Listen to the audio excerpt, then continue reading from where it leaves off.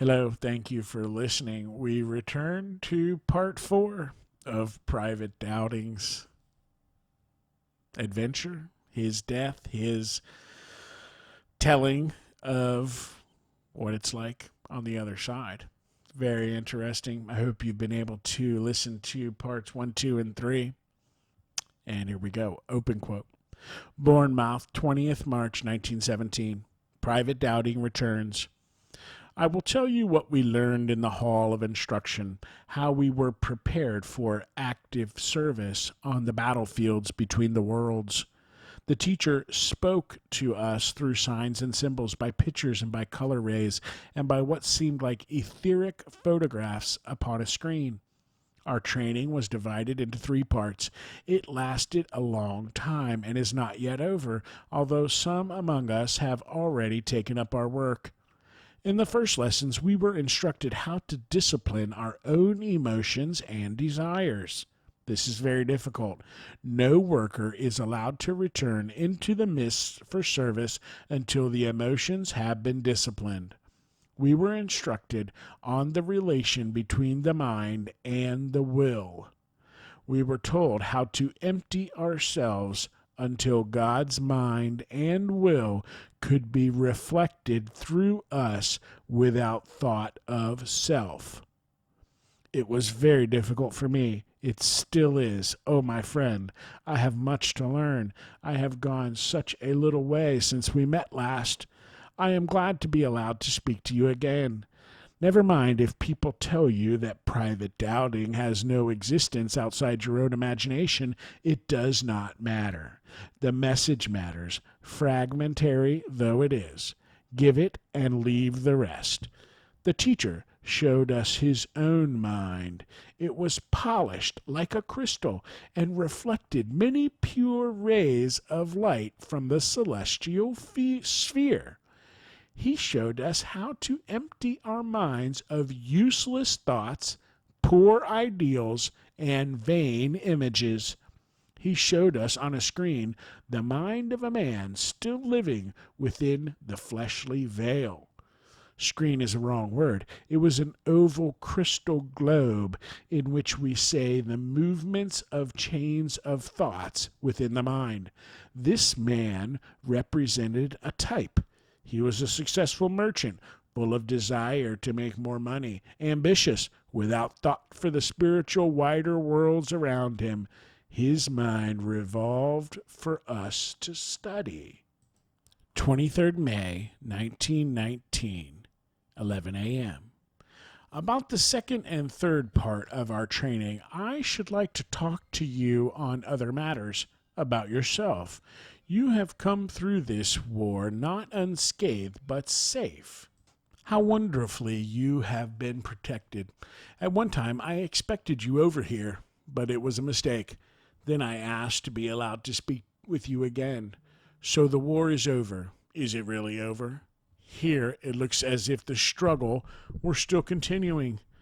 Not perhaps on outer battlefields, but in men's hearts and minds. This struggle will go on for a long time.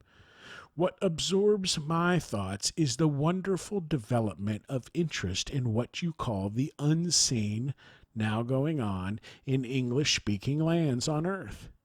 We hope to pierce the veils, to break down useless barriers, but this work needs careful training. I will speak more of this.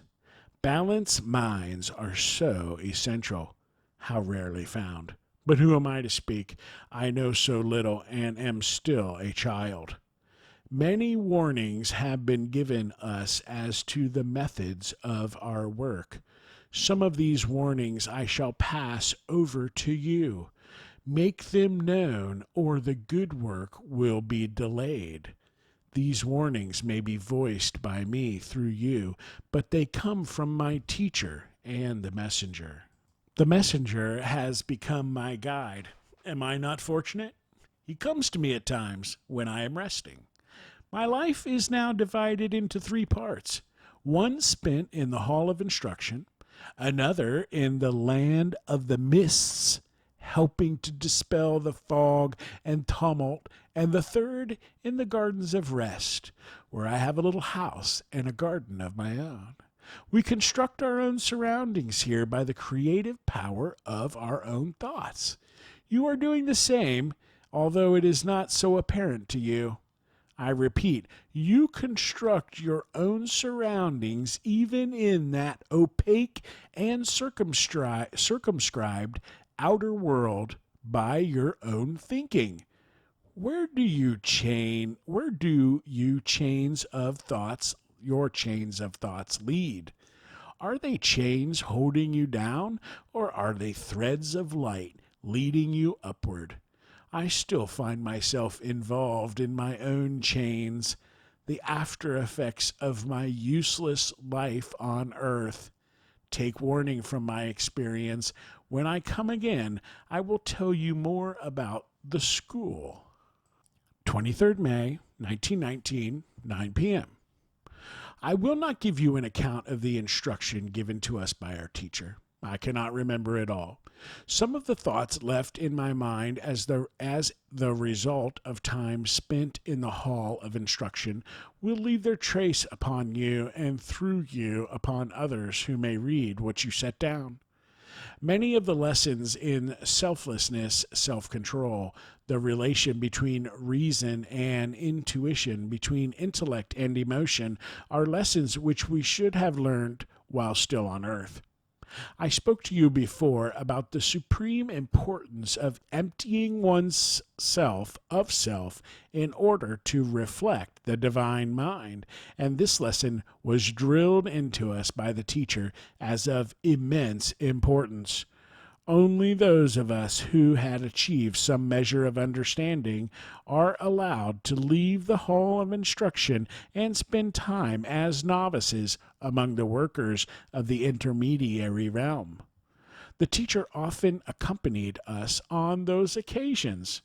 He showed us how to protect ourselves from turbulent, sensual, and fearful thoughts which shot in and out among the mists like crimson darts. Until we could protect ourselves from such attacks, we were unable to protect others.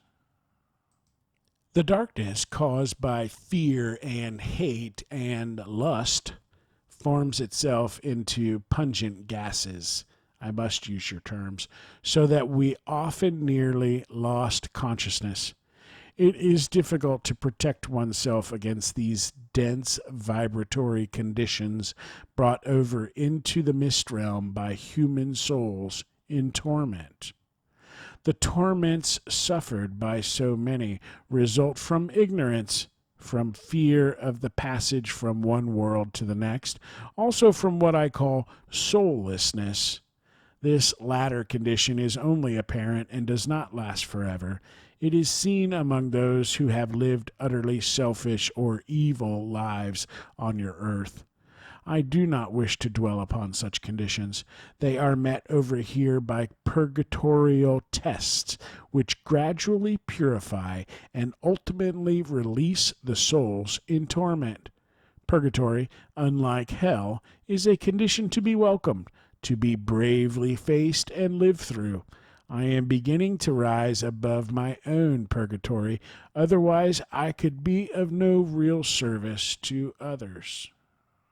The second part of our training was carried on in the mists which hang over the great river, separating your world from ours. All souls must pass through these mists on leaving their physical form for the last time.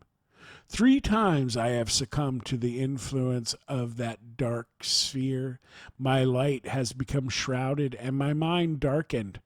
On each occasion, 2 of my fellow co-workers carried me into a hall of healing where I slowly recovered consciousness and was able to return to my own home.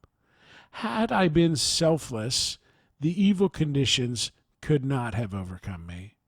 We must train ourselves so that fear and sensual thoughts will find no response within our minds and fall annihilated by their own inherent lifelessness.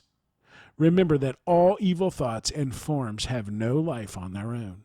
They disappear soon as this truth is recognized and applied. The task of workers in the mist is to destroy the apparent power of the conditions created by discordant human thinking, to light up the avenue leading them from one world to the next with the torches of love, truth, and wisdom. These avenues need not be full of sorrow, fear, and darkness. They must become illumined by the true joy of life and understanding, so that the sting of death shall disappear. I have more to tell you about this region. Many still in the flesh are called upon to work there with us during both waking and sleeping hours. I want to impress upon you the importance of such work. Next time, I will speak of the third portion of our training. 24 May, 1919, 9 p.m. Beyond the hall of instruction, a great avenue of trees leads up a mountainside. Upon the hill is set a mansion known to us as our temple of initiation. When the group or circle to which I belong had been tested in the mists and had been taken through the underworld, where further tests awaited us, the teacher called us together in the hall of instruction, and we were each given a new robe to wear, a sign that we were on the path toward the first gateway of initiation. This language is symbolic. A thread of actual events runs through the symbolism. I wonder whether this has any value for you. I fear to be misunderstood. The conditions of life here cannot be explained in terms of time, space, or form, as you know these. Set down what I tell you. Pass it on if you feel able. Despite much that will seem confused here and there, may be found a helpful thought. There is much cause to hope. Ever since I spoke through you 2 years ago, according to your measurements of time, the veils between us have thinned, and many on both sides are now engaged upon this splendid work. The teacher arranged us in our new and living robes and spoke of what lay ahead. We prayed together for illumination and the power to make our lives of greater service. It was a solemn, happy event. I must not dwell upon the various tests put to each one of us before we were allowed within the temple, nor can I tell you much that happened there. These experiences will come to many of you. There were 9 of us in the group, all that had passed the test out of 81 in the 14th circle in the hall of instruction. We were welded into an instrument of succor. We were initiated into spiritual mysteries. We were shown a portion of the plan, a small fragment of which we were destined to fulfill. Each one of the 9 was allotted a special task and place within the ranks of the army of liberation. Our task is to free souls from the chains of their selfish thoughts which hang around them miserably upon their arrival on the borderland. You and many like you are members of this glorious army.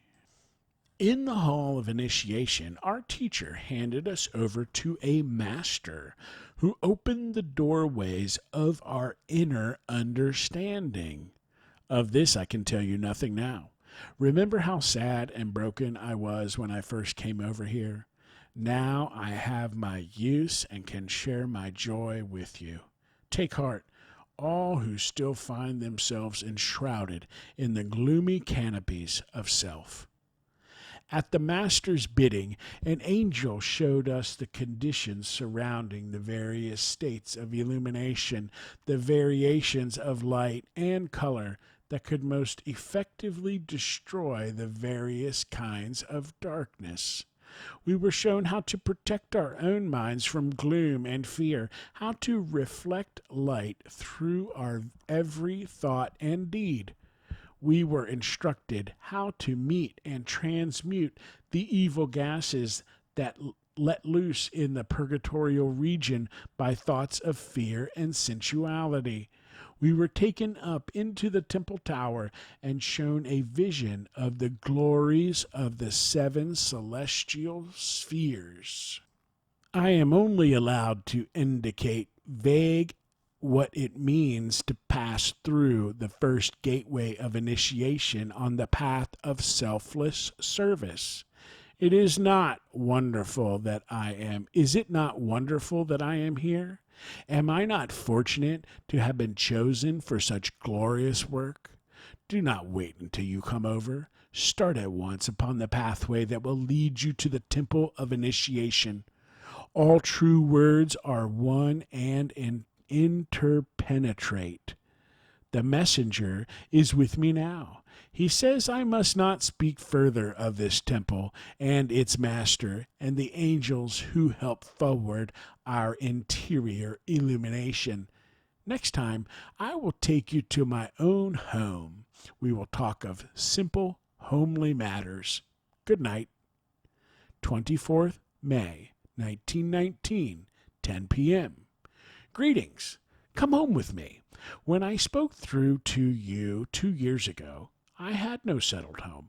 I was a lonely wanderer, almost friendless, and very sad. You helped me then. I often think of that with gratitude. Some day you must let me help you. I have been told something of the group to which you belong. You are doing useful work. Private Dowding took me by the hand and led me along one of the main thoroughfares of the country region to which he belonged.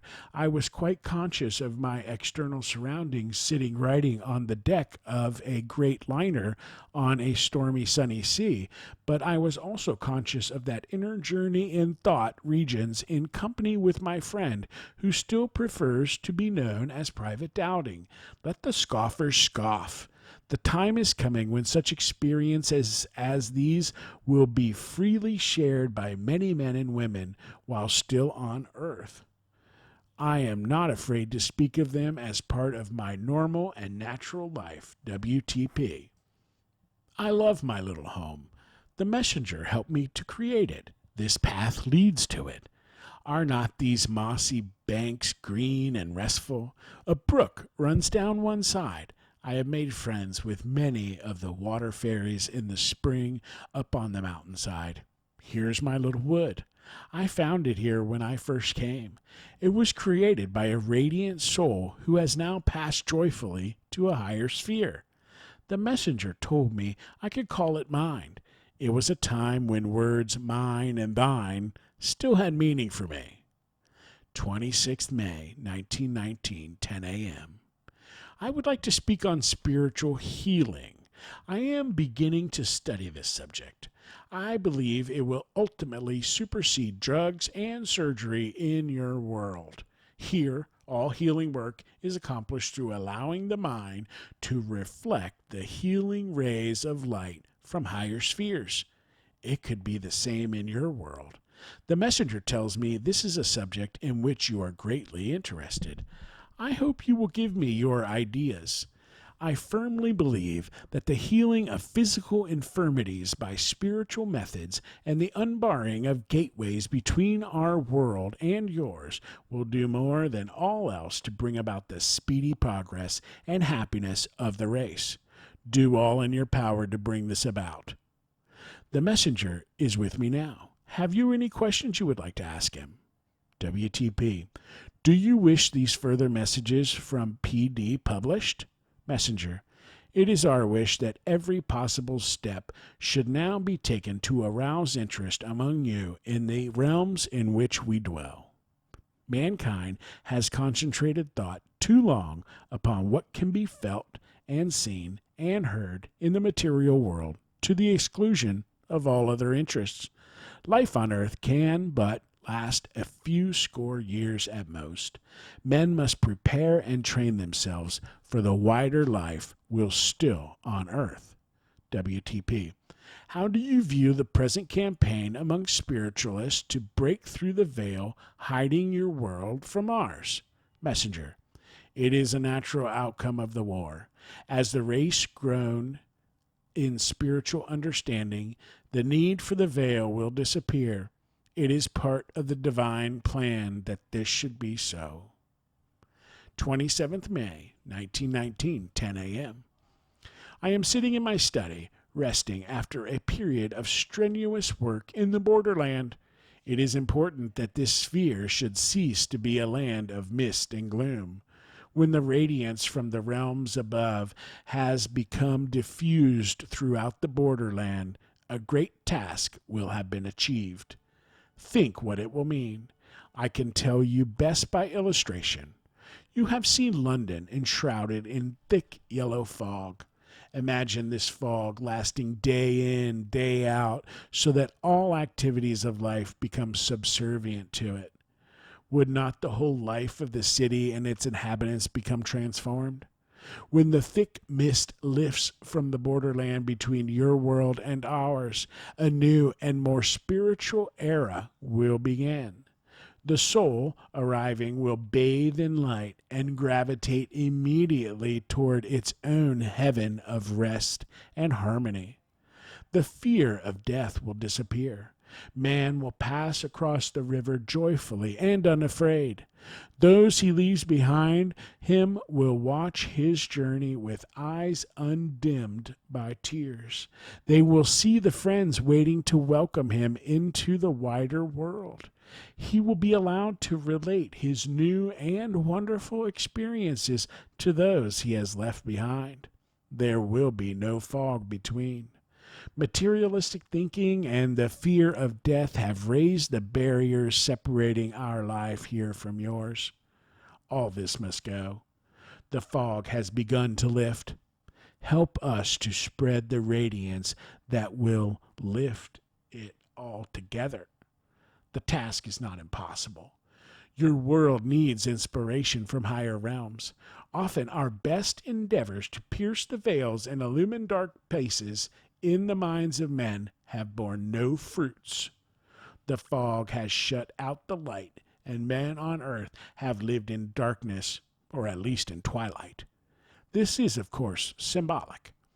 When the borderland becomes freed from gloom, filled with illumination, then a new era will begin on earth.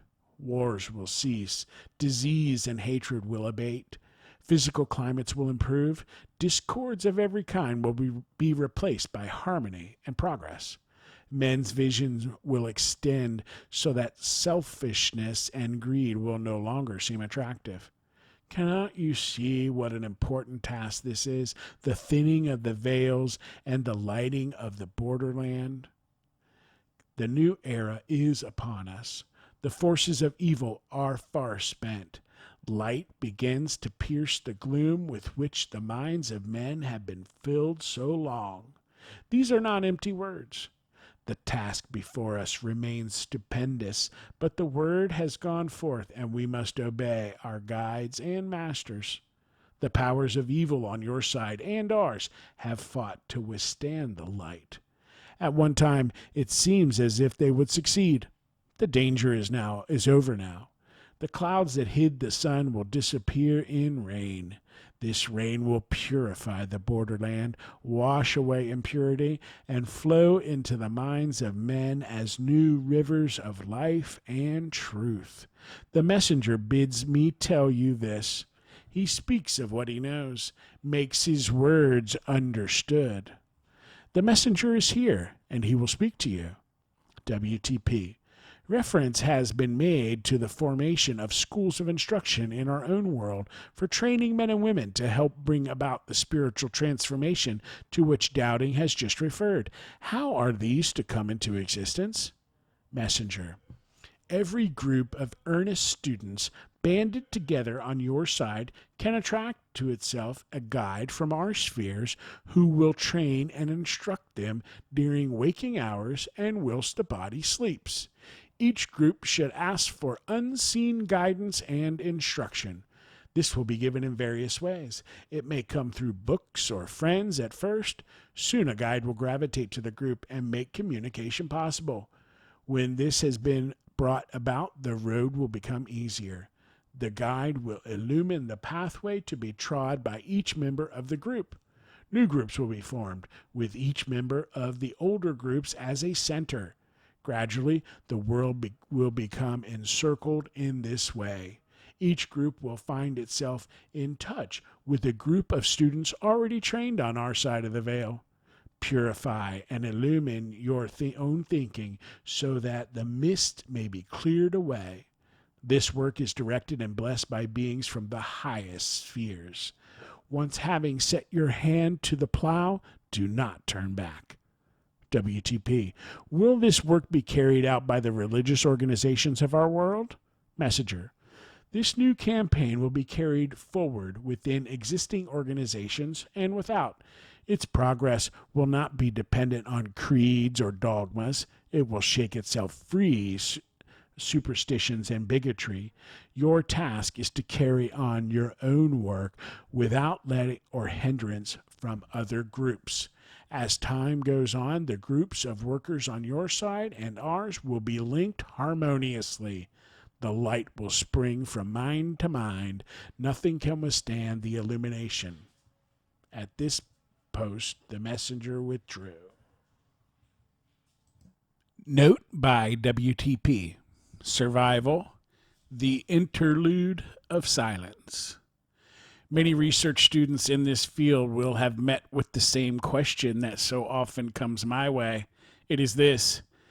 During serious illness, there is often a sense of the nearness of the next world, which is felt both by the patient and those around him. It is as if the two states of consciousness were approaching one another and at times even intermingling. If, however, the illness proves fatal, to use the customary phrase, then an interim period follows during which the silence of the grave descends upon those who are left behind. No longer does the next world appear to be close at hand, but contact seems to have been broken, followed by a vacuum or a sense of void. This experience does not hold good where those concerned have lost all fear of death and are familiar to some extent upon the conditions into which we pass when we go away from life on earth. Nevertheless, the temporary void felt by the bereaved is a distressing and still far too common an experience. Why should this be so? In my view, the explanation is both simple and consoling. Firstly, let us realize that the silence of the grave is not a negative condition, but a silence filled with the qualities of healing and tranquility. The primary need of the soul on arrival over there is to be free. Free first to sleep, and then to learn how to use the new form not clothing him, and to begin to understand the strange conditions by which he finds himself surrounded. For these purposes, it is imperative that all emotional disturbances should be avoided, especially those caused by the grief, depression, regret, and sometimes fear of those he has left behind. This is especially important in cases where belief in afterlife is faint or non-existent. It is here that Providence steps in and, acting at her most merciful, screens the soul temporarily from all these mundane contacts which could disturb or delay progress and understanding. For those who do not realize the need for this protective screening process, what appears to be loss of contact can prove distressing. The interlude in question may last for weeks or even months of our time and varies with each individual. Prayers for the departed during this period should avoid regretful thinking or attempts at communication and should be directed toward holding the loved one up in the light and the grace of the Creator's love. At such a time, there is no better way for those who are left behind to be of real service and true help.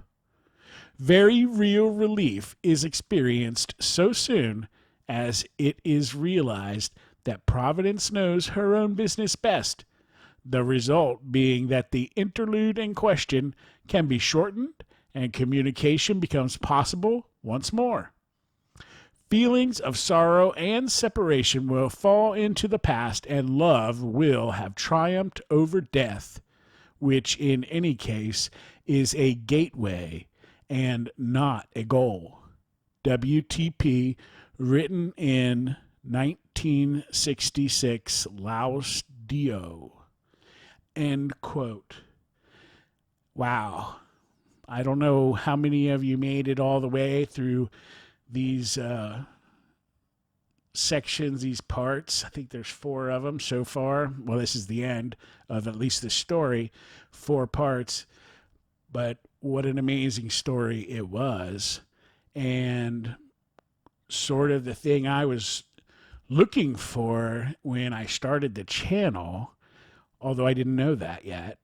I thought that the near-death experiences would teach me a little more about heaven, or at least give me some practical insights into heaven, and surely it has, but you kind of are stopped a little bit, and I think that's where Private Dowding was. And I think that also, although I can't say that I'm completely supportive or know, and definitely don't know as much about it as I want, but the Emanuel Swedenborg's writings. He was a philosopher, kind of like a Benjamin Franklin back in the 1700s. He's in the 1700s. I think he was in Sweden and had something similar, talks about something similar. It goes along with what is being told about these near-death experiences. It kind of fits, whereas you have a lot of these near-death experience people who have this come back and they're lost. They're trying to find their way. This religion, that nothing really gets it. But it seems like Private Dowding, this story kind of moves in line with it. And it's funny how Emanuel Swedenborg's kind of, what he wrote moves in line with near-death experiences. So I guess if you made it all this way here, I'm sharing what I feel about it, but what an awesome story it was, and the descriptions of this place where you go and the jobs that you have and the teachings that you do. And what about the question of that we know everything? Well, if you know everything, why are you having to learn anything? That doesn't make sense. Interesting here at the end, this WTP, whomever he is, talks about not being able to communicate with people right away when they go over, but being able to communicate with them later. But if there's no time, then what does later mean? And why isn't it immediate? Because there's no time over there. So couldn't it happen even before? Lots of questions. Lots of questions. But a really good story. And I'm going to be listening to it myself a couple times because it's tough to read it once and get it all what it says. Appreciate everybody there. Thank you very much. I hope you have a great day.